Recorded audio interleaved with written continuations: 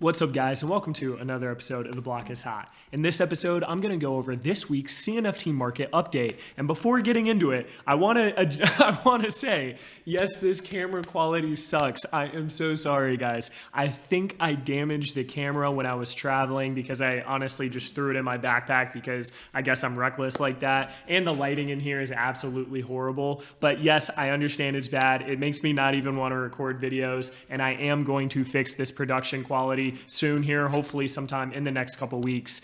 So we're just gonna have to go through it together and be tortured together. The second thing that I wanna say is I am going to start going through and responding to everyone's comments again. This was actually something that I had an amazing habit with before I started doing this CNFT project with Jellycubes. And you know, it just takes a really long time and it just adds a lot of stress and anxiety to my life. So I had stopped looking at it and just focused on the project. But now that things are calming down a little bit, I'm gonna start going through those different comments. So if you have any questions about the different things I do or questions about Jellycubes or literally just comments on the video, just know that I am going to be going through and seeing those again. But yeah, now that everything's been said, let's get into this. First things first, guys, how does the overall market volume look like in the CNFT space? And if you've been paying attention over the last couple months, you'll see that ever since June, we have just been going lower and lower and lower when it comes to the volume in the market. And I kind of put that warning out there a couple months ago as we were getting a little bit more bearish as far as an overall market sentiment, that there's always a chance that we could have double whammy losses where people start selling their more risky investments such as NFTs and transition that into safer options like Bitcoin or fiat or stable coins. And that's pretty much what's been happening over the past couple months. A lot of people are scared with what's happening in China with their real estate crisis right now, what's happening in Ukraine with the war, all of the inflation that's happening at a global scale at an alarming rate. And they've been selling some of their riskier, more speculative assets and putting that into things like Bitcoin or honestly, in most situations, stable coins or fiat. And because of that, we have experienced these double whammy losses in the market where not only ADA has gone down in this situation, but also the value of your NFT. Now all of a sudden, instead of ADA being $1 and your NFT being 2,000 ADA, now all of a sudden your NFT is 1,000 ADA and ADA is 50 cents, right? And what I would recommend in this situation, if you're still paying attention to the market, if you're still investing into CNFTs, is the same thing that I've been recommending over the past couple weeks, and that's to be very selective on what projects you mint. Only go for projects that you think are going to do very well long term, or you think you can maybe make some money on if you're trying to flip it, trade it, whatever you want to do. And then if you're a big believer in CNFTs and Cardano and crypto in the long run, start buying some of the CNFT projects that you think are either blue chips and going to be around regardless of what happens in the market in the short term, or at least projects that you think have a lot of potential or owners or founders that you think are going to stay around and really build during this bear market. What I wouldn't do right now is go and sell all of your NFTs unless those are NFTs that you don't believe are going to be around if things get a lot worse and you think the owner is just going to dip, right? Because you've already experienced these double whammy losses. And if you sold now, even though things seem pretty grim or things seem pretty crappy, you're really going to miss out on the powerful aspect of NFTs, and that's double whammy gains, where not only ADA goes up in price, but so do the overall values of your CNFTs. So kind of what I'm playing right now, I'm only minting big projects that I like. I had minted Raccoon Syndicate. I had minted Mallard Order. I minted a couple Beatboyz, but I didn't go really hard on that. And I'm saving a lot of my capital for these Cornucopias domes that are happening this week, which has honestly been sucking even more liquidity and even more ADA out of a lot of different projects out there. So that's kind of my game plan. I'm just buying some of these major blue chips, flipping some, holding a lot of them, and yeah, just kind of waiting for things to spice back up. A lot of times whenever people are really fearful, that's the time to buy. But I also realize that things could get worse and things could get lower. So that's why I want to feel comfortable with what I'm investing in. And that's things like Clay Nation or Jellycubes. But yeah, on to the top 10 CNFT market volume update projects. So what are the top 10 projects of the week when it comes to market volume? Well, guys, number 1 is the Raccoon Syndicate. Number 2 is Clay Nation by Claymates. Cornucopias Land is number 3. We then have Mallard Order, Boss Cat Rocket Club, Pitches at Clay Nation, and Chilled Kongs. Number 8 is Beatboyz. Coming in at number 9 is Virtua. And number 10 is Clay Nation x Good Charlotte. The first project on our list today is the Raccoon Syndicate. Now, the Raccoon Syndicate is a project that was released from Timmy by Cardano Ecosystem News. And it's actually a collection of 10,000 of these 3D raccoons that are going to be dropped over 3 different drops. This first drop had 5,000. The next drop, which is happening in a month from now, is going to launch 3,000, and then the final drop, which is going to be a month later, is going to have the final 2,000 raccoons. Now, each of these raccoons are part of these different syndicates, with the ones that are out right now being the most common, and then the future drops having more rare raccoons.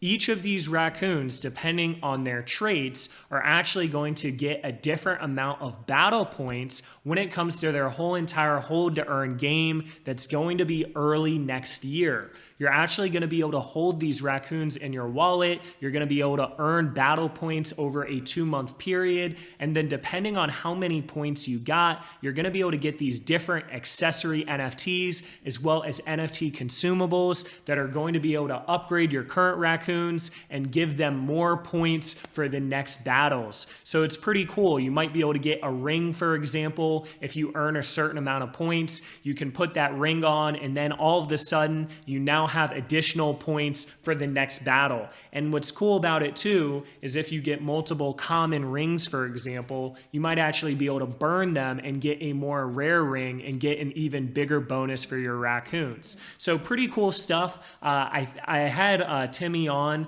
our voice call in the Block investment group, and he really did a deep dive on this project, and I'm bullish on the different things that he's doing. They minted for 110 ADA, I believe, in the whitelist and 120 ADA in the public. So they're actually doing pretty well on the secondary when compared to a lot of different projects out there, and they do look good. Right now, I'm just holding mine. There's this whole math equation where it's like if you have 6 of these, you're able to get 2 of the next drop that's going to happen in a month. And then if you have 2 of the next drop, you're going to be able to get 1 of the final syndicate or 1 of the final drop. And obviously, guys, as these drops go on, those next 2 drops are going to have more powerful raccoons when it comes to this whole hold to earn game. So pretty interesting concept what they're doing here. There's actually a game that they're mirroring a little bit that had happened on Ethereum, that happened with like wolves and sheep and wool and all this stuff, and it actually ended up doing really, really well. So I'll be interested to see if the Cardano version of this is able to get some momentum. But yeah, overall, great project. I liked the different information that Timmy said, and I think it's worth having on your radar. The next project here is Clay Nation by Claymates, and Clay Nation recently just launched their coin about a week ago now, and that's the Clay token. I made a whole entire video going over that Clay token. I'm still holding a ton of Clay token, and I'm still a believer that that token is undervalued. I really think that they're going to be pumping out a lot of utilities sometime over the next couple weeks or next couple months, and as there's more utilities and as there's more demand on buying that Clay token, everything in their whole entire ecosystem should go up as a result. If you think about it, guys, these Clay Nations are generating this Clay token on a day-to-day basis. These Good Charlottes are generating Clay token on a day-to-day basis. Every single project in their collection are at least getting biannual airdrops of their Clay token, and you can even get this Clay token from staking. So there's a real big incentive for Clay Nation to make that token really valuable, and the more valuable they can make that Clay token, the more money people are going to make passively from holding their different projects, and in turn, it should increase the prices of these Clay Nations. mints. So something to pay attention to. I'm personally bullish on Clay Nation. I think they're a project that's doing really big things in the space. I think they're constantly executing at a high level. And like I said, if they can make their token valuable and they can bring it a lot of demand and they can make a lot of utility with that, then everything in their collection should go up as a result. I haven't personally gone out and bought more Clay Nations. Maybe if it dips a little bit more, I'll buy some more, because personally, guys, I am the most bullish on the actual Clay tokens themselves at current prices than holding their NFTs. But on to the next thing, Cornucopias land sale. Now, if you guys have been paying attention, they are launching their custom domes this week, and they're a little bit expensive, but I still think they're going to do pretty well. And I'm going to have to make a whole entire guide on that drop itself. And to be honest, guys, it's probably going to be a Block Investment Group exclusive. I'm sorry, but there's a lot of alpha when it comes to that dome drop. But regardless, I think these lands have been getting a lot of volume recently because they act as a holder whitelist for their actual domes. And I think a lot of people have been buying and selling their land in order to get liquidity for these domes. It happens every single time when there's a major mint release that is a lot of ADA, very similar to what's happening with these domes, where a lot of people will sell their current projects in order to get liquidity to mint that next project because it's a big opportunity. And you've got to assume that the people that are going to sell a lot of their NFTs to get liquidity for Cornucopias are probably going to be people that own Cornucopias already, because they're already a believer in the project and they want to mint that next project. So that's why I personally think we've been seeing a lot of volume for this specific project as people in their community just free up ADA. Next project here is the pitches at Clay Nation. These did drop pretty significantly from about 400 to 450 ADA all the way down to 200 ADA. They then went on a run almost all the way back up to 300 ADA, and now they're back down to 235 ADA. The reason is because they've already gotten their airdrop, and this is one of those projects right now, guys, where it's probably going to take a while for you to actually get the utility out of these. It's going to take a while for them to build their Clayverse. It's going to take a while for all these different things and for you to build on these different pitches, etc., etc. And for that reason, a lot of these have taken a dump. I do believe that you were able to get a decent amount of Clay tokens here. So you were able to get 5,000. And I think at current prices here, we're sitting at, what the heck? We're sitting at about 0.024. So you were able to get about 120 ADA here. But even when you add that up, it wasn't worth it at these prices. And that's just another reason, in my opinion, guys, that I think the actual Clay token itself is really undervalued. If you're someone that believes in Clay Nation long term, I do think that right now is not a bad time buying these pitches, just because a lot of people just sold them after they got their Clay token airdrop. But my opinion, guys, is that it's going to take a while for all of those different utilities to come out with these pitches. And once again, you're better off going on freaking MinSwap and buying Clay tokens if you're a believer in their metaverse and if you're a believer in this project in the long term, than buying up some of these pitches. I think the ROI on the actual Clay token itself is going to be much higher than the appreciation that you're going to get from these pitches. Next project here is Chilled Kongs. Now, Chilled Kongs have been kind of delaying their whole entire Magic Kongs, Magic Shrooms for a really long time now. And I think people have just gotten tired of waiting or weren't real big fans of their whole entire Magic Kongs. And that's why you've been seeing a lot of these Chilled Kongs get sold. I think a lot of their run up with their Magic Kongs was already priced in, and I think people are starting to take profits now rather than wait for the actual Magic Kongs to release, just because I do once again believe a lot of this was priced in because it was taking so long and they were kind of pulling our leg a little bit when it came to that. Regardless though, another thing that's been going on with the project is that Jack Shepard, I believe his name is, he had over like 600, 700 of these Chilled Kongs, and he's slowly been liquidating them too. So that's also bringing even more selling pressure for this project on top of there already being a lot of selling pressure. They have released some of their sneak peeks of these Magic Kongs. You can kind of see here, guys, this was the first one that they released. I honestly think it looks really cool. Even the second one here looks really great as well. I like the different designs of it. I think they look special. I think they look cool. This one looked pretty cool as well. I like this whole entire like Diddy from Mario, it looks like. but then this one was a miss for me. I think this was a miss for a lot of different people. Like, as you see, a lot of emojis went down, and I actually think a lot of people were like, oh my God, you know, you've been doing this for months and months and months. This is kind of disappointing. I don't know how you guys feel about this one. I think this one looks a little bit weird to me. This little section looks a little off to me, and it's kind of worrying when, you know, it's like it's mostly just an art project with a strong community and strong narrative. So it's like you really we're hoping that these like just blew everyone out of the park. And based on the emojis, I mean, there were even 36 dislikes and 20 people like, you know, so I don't think a lot of people really like that one. And then this one was a decent amount cleaner. So it's interesting, you know, they've been building up the hype for these chilled Kongs for so long, these magic Kongs. And, you know, it's not like they're providing some sort of crazy additional utility with these. So it really is like an art focused thing, and we don't know what the actual mint price is either. And I think that's why we started seeing a sell on some of these chilled Kongs. But yeah, I think these first ones were pretty cool though. It was really only that one that looked a little off to me. The last thing that I want to bring up about chilled Kongs before we get into Boss Cat Rocket Club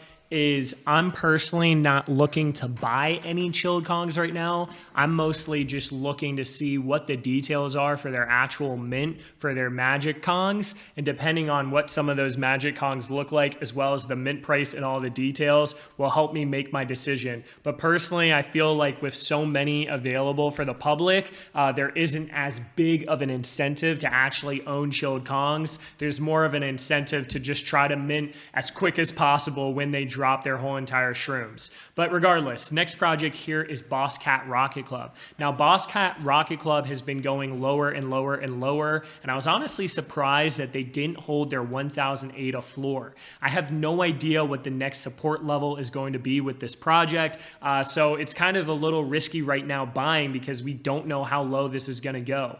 When it comes to the actual Boss Cat Rocket Club news, though, they have been showing a lot of these aliens, and in my opinion, guys, these look really good. I personally think they look really cool. You can actually see some of these down here, and the crazy thing about these aliens, guys, is that there's so much hype and so much love and so much more support for these aliens than the current collection. And they've come out and said that the utility for these aliens are actually going to be more so than the top 1,000 cats, as well as their other projects out there. So it's one of those things where I think a lot more people care about their aliens now rather than the current product out there. And it's one of those things where as an investor, I kind of get a little worried and I kind of get a little discouraged because I always want to see the first collections prioritized as far as utility than collections in the future. If you really think about it, guys, if you have a project that comes out and you buy their first project and you take the biggest risk because you don't know if they're going to be successful, and then all of a sudden that risk paid off, but now all of a sudden they're dropping another project that is better than your current OG project, it's kind of one of those things where you're like, like that kind of sucks. Like, I've been holding this OG project and supporting the first project when it was most risky for the longest amount of time, and now they just came out with something that's completely better.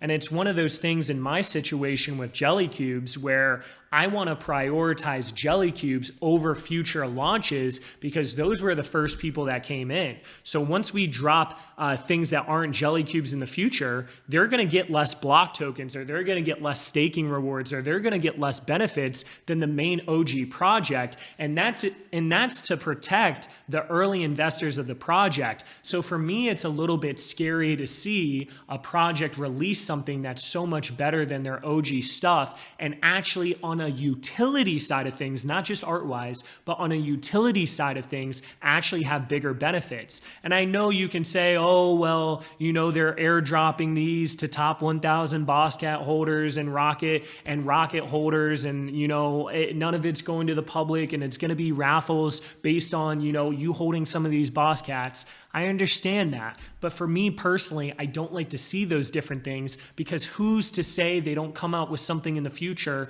that's even better than these aliens? It sets a really bad precedence, in my opinion. And I was talking to the BIG group about this as well, where, you know, with Cornucopias, I'm worried that they're going to release NFTs in the future that have the same utilities as the NFTs that are out there right now. What if you buy a bunch of these early on vehicles and then a year from now they drop even more vehicles? If they have the same exact utilities, then they just devalue the hell out of your vehicles. Imagine if your whole purpose of getting their vehicles early is basically to rent them out to different people and to make revenue from that and to be able to stake them and make a game. And then all of a sudden, a year from now, they drop vehicles, even if it's not the same policy ID, maybe it's not the same OG vehicles, maybe it doesn't look the same.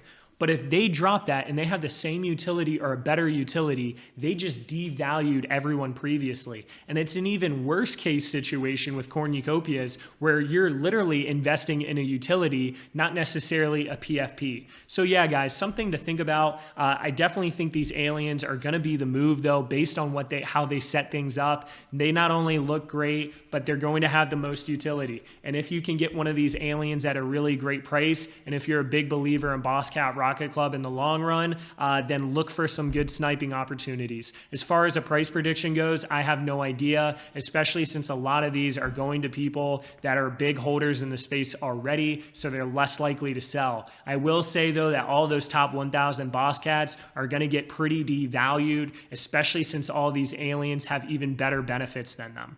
But next project here is the Mallard Order. And I'm gonna go kind of quicker, guys. I'm sorry. I'm like in a blabbery mood today. But regardless, the Mallard Order is the next project here, and they're currently sitting at a 400 ADA floor. This was a project that did extremely well and had a lot of major whales get into the project, and I've heard a lot of people say that these are gonna be the next chilled Kongs. I do like the way they look. Their marketing has been very good. They've been building a strong community, and they're even saying they're building some sort of altar thing, which is most likely going to be a sniping tool in the CNFT space. And whenever you can get different tools that are membership based, such as owning their NFT, that is something that I like to see. Personally, as far as getting in at this price, I have no idea, guys. The volume is still showing up in the top 10 when it comes to weekly volume. And a lot of times whenever I buy a project that's released already, I like to wait until they're no longer in that top 10 and volume has really slowed down before I buy in again. So this is one of those situations I might wait another week or two just because volume is still high. And if this gets down to that 300 ADA range, then I would feel comfortable buying some of these for the long term because I do think they have a lot of potential. Next project here, Virtua Cardano Island Land. I talked about this a little bit in my last CNFT Market Update video, but Virtua is definitely a project that I feel like people should have on their radar. They have a really big team as well as a lot of major partnerships. Their website looks really good. A lot of things seem very planned out, and they are dropping their whole entire land on a weekly basis. They open it up. Now, what's really interesting about this, guys, is you can't just always mint the project. What will happen is on a weekly basis, most of the time on Wednesdays, they'll open this up for a certain amount of time and you'll be able to mint their land. And then when you mint their land, they've actually been giving these free NFTs that go with it, and it's been changing every week. So this week, you're actually going to be able to get one of these little police cars that you're going to be able to use in their metaverse game. And what's really interesting is that a lot of these vehicles have actually been doing pretty well. Like, I believe this car was one of the first ones. Then they did this whole entire yacht thing. And then when you look at their activity, they actually had some of their helicopters go for like 200 ADA. They've had these different jets that are going for 1600 ADA. So pretty interesting stuff. It is a little bit of a gamble minting though, because if you get like a common, for example, all of a sudden you're down 800 ADA and you have to hope that your vehicle can offload some of that loss. But it's one of those situations that at what point are people going to stop caring about these different vehicles? And now all of a sudden you could have minted a common, be down 50%, and then all of a sudden that vehicle might only go for 100, 200 ADA and not make up for it. So I don't personally own any Virtua right now, but I definitely like the different things they're doing. And, you know, it's something to pay attention to. They still have a lot more land to sell out though, and it was a lot of ADA that they're charging here. Next project on the list is Beatboyz. Now, Beatboyz I did mint some of, and they actually had to cut their supply down from about 7,033 all the way down to about 5,632. I think they took a really big hit simply because Cornucopias is dropping this week, and a lot of people didn't want to mint the project because, you know, they were saving their ADA for Cornucopias. One of the interesting things that I want to bring up about Beatboyz is that they don't have a Discord, and you're kind of seeing the impacts of that play out already. People want to see the community. They want to talk. They want to engage. They want to show off their different NFTs. And having an only Twitter project, in my opinion, does hurt that. Another thing that I want to bring up with Beatboyz is you'll notice that a lot of the collection are females, and this is one of those things that unfortunately really hurt a CNFT project. Whenever there's a lot of females, you usually will see them get dumped on the secondary market for a lot lower than the guys, because the NFT space is still like 98% dudes, and there's a lot less demand for getting some of the female characters. So that's always something to take into consideration whenever you look at a project. Now, why did I mint some of these Beatboyz? Well, guys, I do believe that they've been doing a great job marketing, and I did see that they had a lot of demand for some of these other releases that they did before. Now, the real reason that I minted some of this project, though, was that they have said that they raised venture capitalist money and have a lot of connections on Ethereum and other chains. Kind of the thing that went through my head was, why the heck are you raising venture capitalist money if all you're doing is building a PFP or brand-based project? It just wasn't adding up to me. If that was your goal and that was all you were doing and you weren't planning on doing bigger things, then there would be no reason for you to go to a venture capitalist and try to make money. And if you are a venture capitalist, why would you give money to a project that's doing the same exact thing as all other projects out there? So personally, and this is just speculation, guys, I think there's going to be a lot more utility for these Beatboyz than they've pretty much announced. And if you see here, we have their hall pass, we have their neighborhood access with all of these different accessories, and we also have their block. And they were saying, what should you do with these NFTs once this release happens? They were saying that you should hold on to it, and they were implying that there's a lot more to these different NFTs than simply being a whitelist tool. So what I personally could see happening, I could see them making their almost like Beatboyz-like metaverse, where it's not necessarily a metaverse, but it's this whole world that you can go into, where you can go to your block or you can go to your house, and maybe you can have these different accessories like the spray paint or cola and customize these different houses and explore this whole entire block and basically implement your Beatboyz into this whole entire world and maybe have some customization with it. This is just speculation, guys, but it is really interesting to me that you could convince venture capitalists to invest in the project, and that you would need venture capitalists to invest in your project if you were just doing an art thing. And I can definitely tell, based on their marketing and based on their graphics and based on their different gifts on their social media, that they are an experienced team and that they know what they're doing.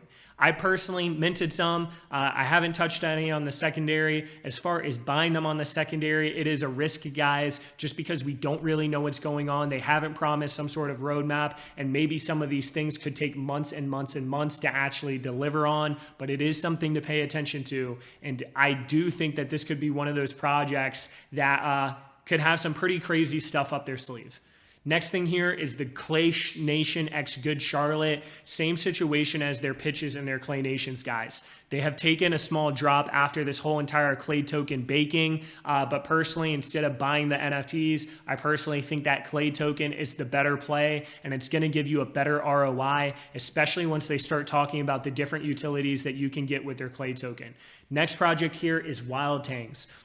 Wild Tangz have actually been going on a really impressive run, and they have a really strong community. I interviewed the owner back when they were still minting. I wish I went a lot harder on this mint. I didn't though. I took that L, but Wild Tangz have been going crazy. Now, what exactly are Wild Tangz doing? Well, guys, Wild Tangz, if you own Wild Tangz, are giving you access to different services that the main owner, Diamond, Theodis Diamond, he has like the coolest name, has created. So he's making a sweeping tool, he's making a sniping bot, and he's also already made some different minting services where you can mint a bunch of NFTs for a pretty low cost. And because of that, your Wild Tangz pretty much acts as a membership to these different tools. Very similar to what we're doing with Jellycubes, where now all of a sudden you can access information in the block investment group.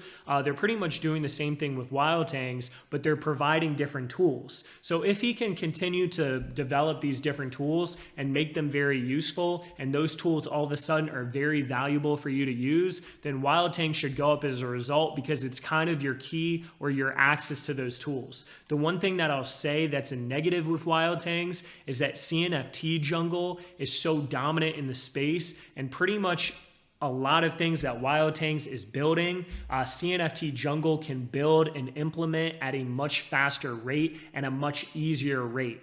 With that being said, though, there's the counter argument that, hey, you know, you don't want just one product out there where they can charge whatever they want. You want different competitors. You want different people to come to the space and build those projects. So it's nice seeing that Wild Tangz is taking their approach and building their own tools. And we're even seeing a new project come out sometime in the next month or two called NFT Seeker, where they're going to do a very similar thing to Wild Tangz, where their NFT is going to be kind of like a membership to their different tools. So something to pay attention to.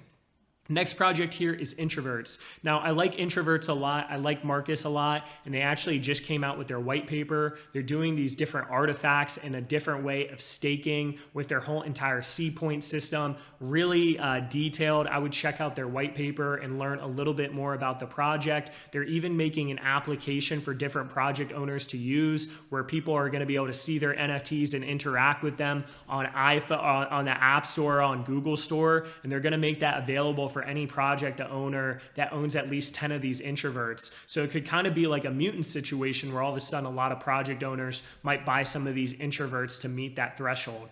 Definitely a project to pay attention to. And they've been holding their floor very, very well. Next thing here is Mutant Crocs. I was just bringing up how Mutant Crocs are developing a whole entire system where project owners need to have some of these Crocs, toads, and mice in order to actually access their different tools. And you can kind of see here, they actually are already releasing one of their tools called their raffle house. And people and project owners are going to be able to raffle their different NFTs for mutant tokens or block tokens, whatever token it is, as well as be able to raffle these different whitelist spots. And all of these projects, I think there's over 40, are going to be able to start staking on their platform. And a lot of those different ADA fees that they're getting could in turn flow into mutant coins, which is going to increase the price of mutant coins. So if you're staking your different crocs and toads and mice, which mice actually get the most amount of mutant tokens, those mutant tokens could actually end up being pretty valuable. And the more valuable they are, the more passive that you're getting. The more passive that you're getting, the more valuable your NFT is. So definitely a project to pay attention to. I own a decent amount of mutants, and I think that a lot of these major utilities are going to be coming out sometime in the next month or two. Next project here is ADA Invadaz. ADA Invadaz has been taking a hit in the overall market recently, but I still like the project overall. The amount of owners have gone down pretty much from like 1,400 to 864, which is not something that is genuinely a good thing. But one of the things that they did recently bring up is that their UFO sale is going to happen next month. I believe the snapshot is going to happen on September 14th. So we could potentially see a little bit of a push up before that UFO sale. And then with that UFO sale, they're actually going to have some passive income in form of ADA when that sale happens. So definitely a project to pay attention to. They've been getting hit pretty hard in this bear market. Next thing here that I wanted to bring up is the Fluffies. Now, Fluffies is currently sitting at a 66 ADA floor. This was another project that tried releasing this week that unfortunately there was just not enough volume in the market to really sustain. And it was another project that took a Beatboyz approach where they didn't actually have a Discord. And I'm telling you guys, I really think that whole entire approach of not having a Discord is not the move. I don't think just having a Twitter is the strategy. I know that they're trying to try something new and they're blah, blah, blah, blah, blah. I personally don't think that's the strategy. I personally think Discords are a lot more important, and that community building are a lot more important than people give credit. As far as these fluffies, I do think they look good. They have done a good job marketing. I like their different animations and graphics, but they personally haven't shown that they're doing any sort of major roadmap or utility. And another thing is they really messed up the metadata of their project, and their whole entire mint was poorly executed, and this was all user error based on the owners of the project. And personally, in my opinion, the fact that they decided to keep minting their project rather than making sure their metadata was correct before releasing the rest of their NFTs was a really big bad move, because it's going to cost them a lot more money to fix this problem now than when they had just had their original 67 NFTs that got minted. So personally, I'm passing on these for now, even though I do think they look cool, just because I feel like the owners of the project are rushing things way too much. And like Beatboyz, they're project owners that haven't been willing to go on any Twitter spaces or any VC calls or talk to any alpha group or anything like that. And for me, that's something that makes me a little bit more scared to invest in that project. They do look cool though, so it's going to be on my radar, but I'm not investing in it right now. Next, second to last project here is Pavia. Pavia just recently released some merch that you can claim if you've been holding their Pavia. So that's cool that they've been doing something like that. I feel like Pavia has just been going down a lot because they haven't really been delivering on a lot of things, but maybe it's a huge opportunity right now, and maybe they've been building a lot of stuff, and maybe they're close to actually releasing their metaverse before a lot of different projects out there. But for me, I haven't really seen enough from Pavia for me to feel confident not only buying Pavia, but holding Pavia. But it's nice to see that their merch came out, and if they start showing a lot more of what they're building and some of this actually is executed, then it might be a really good scoop, because all the land is already out there and they are the first to do it. Last project here is none other than Jellycubes. Now I wanted to bring up Jellycubes because we have a decent amount of stuff coming up over the next couple months. I don't want to bring everything up in this video by itself. But one of the things that we did recently, guys, if you haven't seen, is that we're actually offering lending in our Discord, and we're offering it at really cheap rates. So a 2-day loan is only 1%. A 1-week loan is only 3%. A 2-week loan is only 5%. And a 1-month loan is only 8%. And you can get the loans on your Jellycubes. And when you get the loans on your Jellycubes and it's your only Jellycube, we'll give you a role so you can still have access to the group. So I actually really like this feature. We've had probably like 45 to 50 people already take loans out on their jellies. And not only does that make money for the overall project to keep investing, but at the same time, it's a really cool utility for a lot of Jellycube owners to basically capitalize on. So pretty cool stuff. Plus we only have like 54, 55 listed right now and only 4% of supply listed. And we've been holding this 1,008 a floor pretty well. So yeah, thank you to everyone that's been supporting this project. And if you're interested in this project and you have questions, feel free to join the Discord or simply put a comment in this YouTube video and I'll try my best to answer them. But yeah, we have some pretty exciting stuff happening over the next couple months that I'm excited to announce. And yeah, just constantly working on trying to provide more utility, especially in a bear market right now where we really have the opportunity and time to build. That pretty much wraps up this week's CNFT Market update video. Thank you guys for staying tuned. I'm going to try my best here to respond to a lot more of these comments, as well as make videos more consistently. I definitely need to fix my camera and say, oh my God, I mean, the camera's horrible. I can't even look at this, but I'm going to try my best to start getting really consistent again with this. There's a lot of stuff going on right now with this whole Portugal thing. I actually talked to a lawyer today about my whole entire situation, and it looks like I did things backwards. So I might even have to move back to the US for a period of time, which is crazy. Like supposedly, if you want to start a business in Portugal, you're first supposed to start a business and then you apply for a visa and then you move to Portugal and then you get a 2-year residency. I thought that you could just move here and start a business here and then get your residency or get a visa for it. No, you actually have to start your business before even coming to Portugal. So kind of weird how they did that. Also, my citizenship, my dual citizenship that I qualify for because my mom was born in Portugal. Supposedly it takes about 2 years now because they're extremely backed up since so many people have been moving to Portugal. So it's a whole crazy thing that I'm still trying to figure out, but I might even have to freaking unpack all my stuff and move back to the US and get all this stuff taken care of. It's absolutely ridiculous, guys. But we'll get through it because that's what we do. We overcome, we adapt, we overcome, and yeah, we'll see what happens. I'll keep you guys updated. But yeah, my life is crazy right now. But yeah, hope everyone enjoyed this video. Hope you guys have a great day, and I'll see you on the next one.